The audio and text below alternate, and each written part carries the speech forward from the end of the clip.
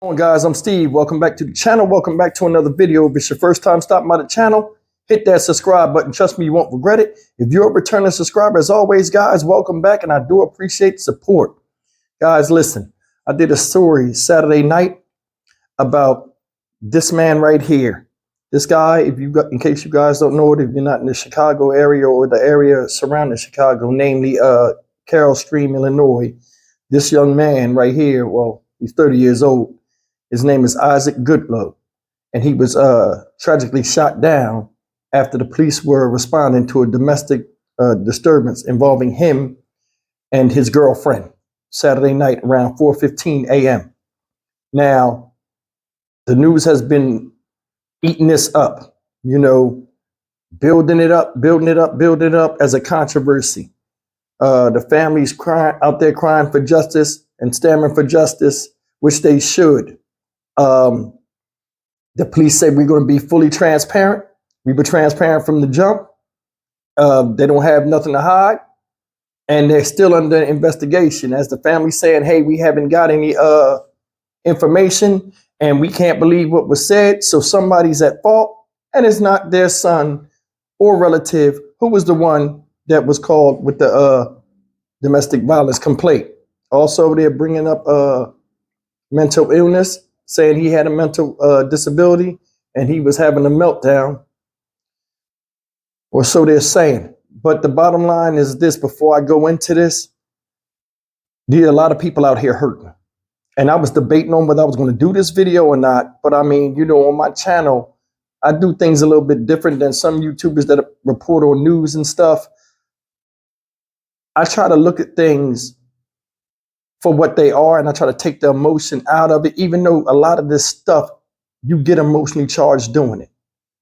I think it's a teaching lesson in this whole situation. And I want to show you something, especially those, in the Black community, of what to do and what not to do when you want to file a complaint against people that you think have done you wrong. It's a certain time to do it, and it's a certain time not to do it. Take a look at this, and I'll come back and talk about it. I want justice. I want justice for my son. He didn't deserve to die like this. The family of a man shot and killed over the weekend by Carroll Stream police is demanding to see the body cam video of that shooting. They've hired a well-known Chicago civil rights attorney to investigate what happened. Carroll Stream's village board talked about the shooting at tonight's meeting. Dane Placco reports on a 911 call that spun out of control. What's so tragic is right behind us in this building, Isaac Goodloe, a 30-year-old black man, was shot and unjustifiably killed by the Carroll Stream police officers. Goodloe's family and their attorney gathered in front of the Carroll Stream apartment building where it happened. Carroll Stream police say they got a 911 call early Saturday morning reporting domestic violence and found Goodloe in his apartment with his girlfriend. Officers encountered a tense, uncertain, and rapidly evolving situation, which resulted in officers discharging their weapons at the alleged domestic violence suspect. Goodloe was hit in the chest and pronounced dead at Central DuPage Hospital. They shot my son down like a dog. They shot him down like a dog, like he wasn't even a human being. The family describes Goodloe as quiet and peaceful, but they say he also suffered from a bipolar disorder. What we also believe is that Isaac was suffering some form of mental health crisis. What he was calling for was help, not to be shot by the police. The DuPage County State's Attorney is now reviewing video from the police body cams to determine whether the use of deadly force was justified. Video the family wants to see right now. The family is asking the DuPage Public Integrity Unit to release the video, not publicly, but at least to the family so they can see the last moments of his life. He was a great man. He did not deserve that at all. We just want justice for our brother. We want to know what happened. The two officers who shot Goodloe have now been placed on leave, which is standard protocol for police-involved shootings. Dane Placco, Fox 32 Chicago.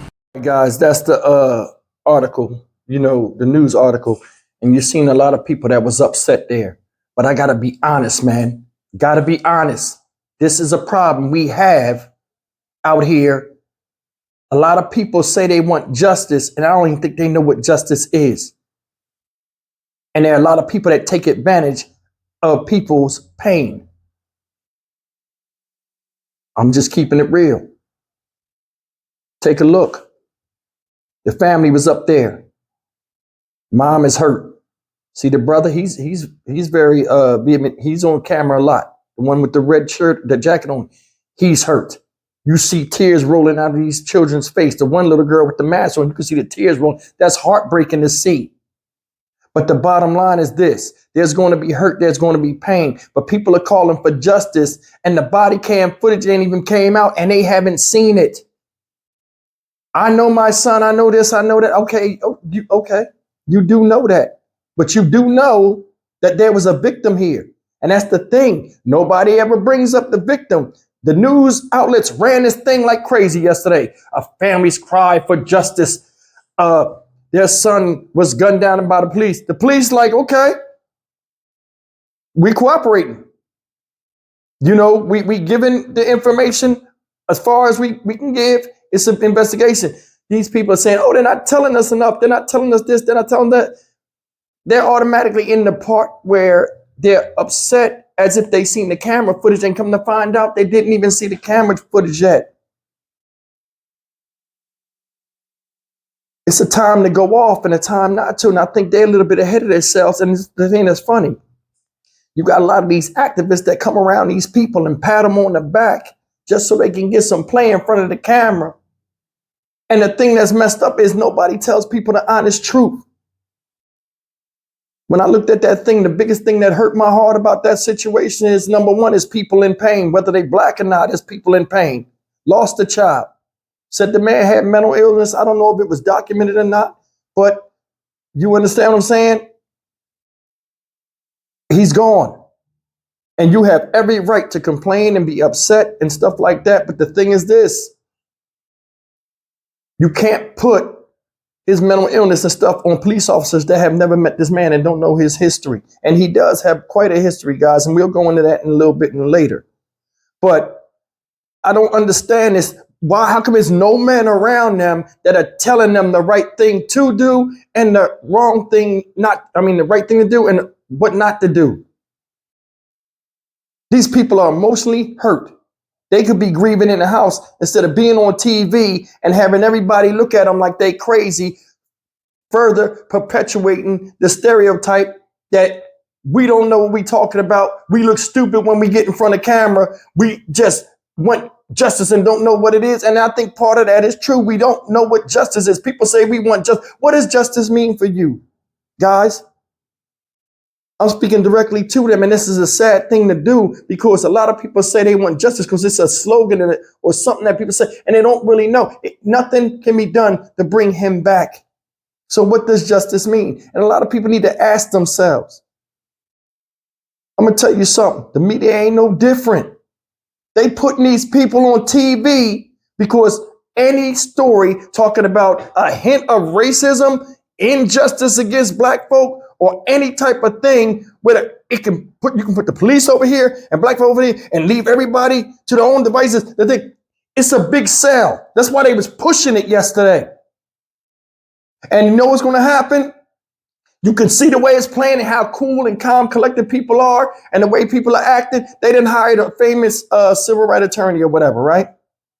He ain't seen the body cam. He up there talking like he was there with them when this happened. And mind you guys, none of these people were there on the scene when this happened. But they're screaming and saying all of this stuff out of pain like they were there. I got heartburn, you gotta excuse me. Now I don't understand why nobody really advises them. The lawyer up there talking crazy about the police and they gonna get justice and he gonna do all of this stuff. Okay, sir, you go put a police uniform on if you know this man, you know, like you did because you're taking the case from them. And we'll put you in that scenario and see if you could have came out better. Said he threw something at a cop. In one part, they said, when they arrived on the scene, he had a stick. Said the victim had a messed up eye. That's all police need to see. The woman hurt and the man irate. What you think gonna happen? We all know that as men. What you think gonna happen? Like I said, the thing that's saddest to me about this is not what was done and all of that stuff, which is still messed up.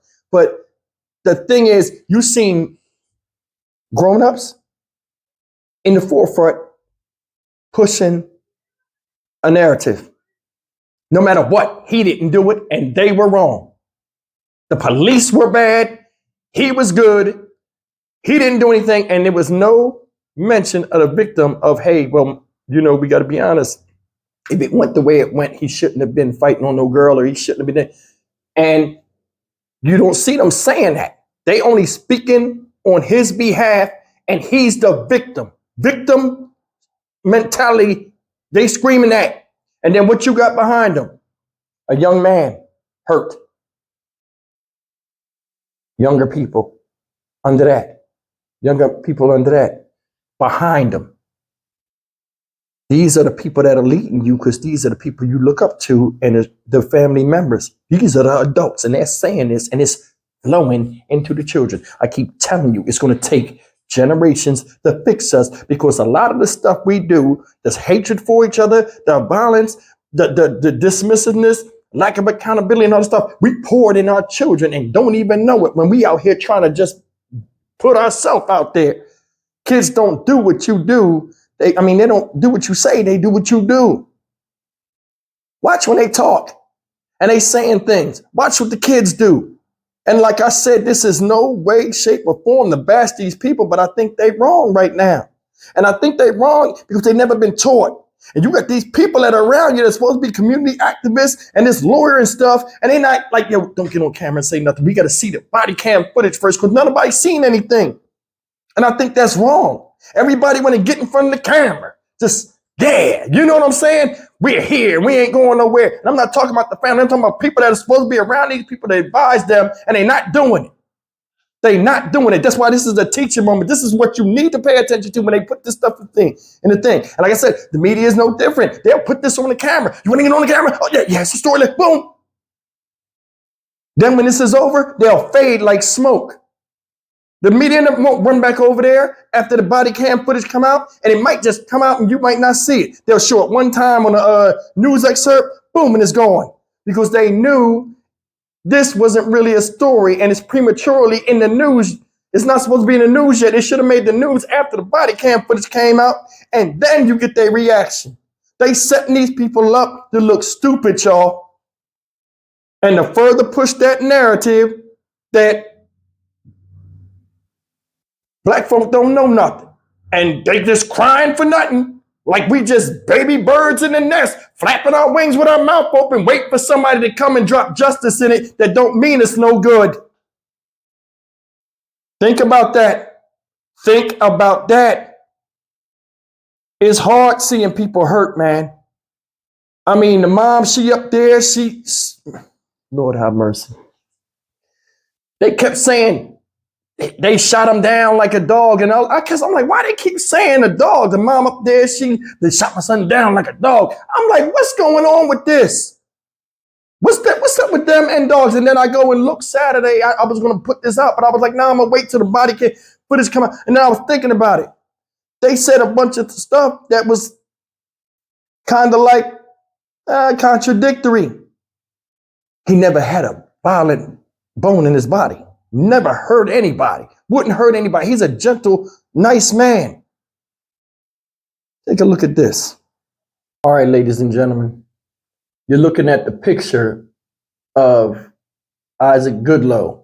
This was back in June 25th, 2018. He was 24 at the time. And this is a news article. And you guys can look this up. It says, dog beaten, dragged with extension cord by a Heights man, police say. And it says, Isaac Goodloe was charged in connection with the incident which happened over the weekend at Chicago's West Englewood neighborhood. An Arlington Heights man faces felony animal cruelty charges after he was accused by the Chicago police of violently beating and dragging a dog over the weekend on the city's southwest side. Isaac Goodloe, age 24, of the 4000 block of Bond Hill Drive, is currently being held on $100,000 bail.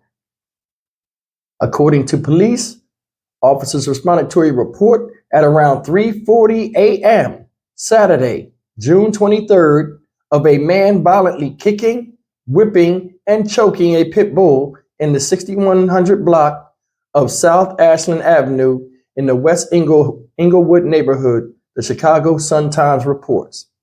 At the scene, Goodloe was seen allegedly dragging the dog by the neck along the sidewalk with an extension cord, the report added. Goodloe allegedly told the arresting officers that he should have killed the dog after asking police why the canine was being taken away, the report stated. He also allegedly told police that the beatings were his way of taming the animal, the report added. The dog was shaking and scared and appeared to be dehydrated and emaciated following the incident, which was captured on police surveillance video, the report stated. A 24-hour veterinary clinic treated the canine for his injuries, which included wounds from past episodes, the report added. And it says his next court date was Friday, June 29th of 2018.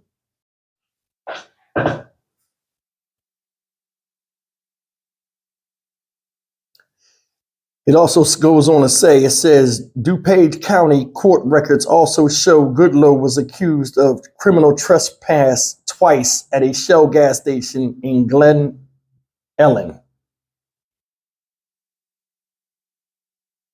Said he wasn't a violent person, said he didn't do this, said he didn't do that. Records show otherwise. This guy did what he did with the animal, was on $100,000 bail bond for what he did to said animal. Said he beat the animal to train the animal. Told the police, I wish I should have killed him after they started taking the dog away. He was angry. Now it's the dog's fault that he beat the dog. Think about that. So if you know that he did this before and he was caught up in a situation, because I mean, that's very sadistic behavior. You said he had a history of mental, problems. After that was your cry for help. How come y'all didn't, you understand what I'm saying? Like, I mean, it's things that need to be done. That's serious. That's serious. People will take advantage of you just to get in the same limelight as you, and then they'll disappear and leave you there with egg on your face when things are revealed. Do these people have a right to be upset? Yes, but they gotta be honest. They gotta pick what they're upset about. Is it just the loss, or is it the injustice that you think happened to your son when you don't even know what happened? Did you ever even hear the 911 call? Who made the 911 call? Just funny, everything is justice for this man, but not for the victim that he punched in the eye or did something to her, or this dog in the past. We can't say sometimes karma come back. It do. A lot of times I tell people, hey, I don't let people really upset me or, get me mad and stuff like that. I just let life take care of him. With the behavior he was exhibiting, it seemed like he was on a path anyway. I mean, not to be shot down by police. Don't get me wrong. I'm just saying it looks like he was on the wrong path. You got people that are, sitting around y'all, and I think they don't have the best interest in mind. They just want to get some shine off of your pain. That's just my opinion on it. That lawyer, I know he got a fee from y'all. When the body cam footage come out, y'all don't get that feedback. Because he gonna be like, hey, it ain't my fault. Y'all called me. You should have had your stuff straight. See the game? They gonna play you.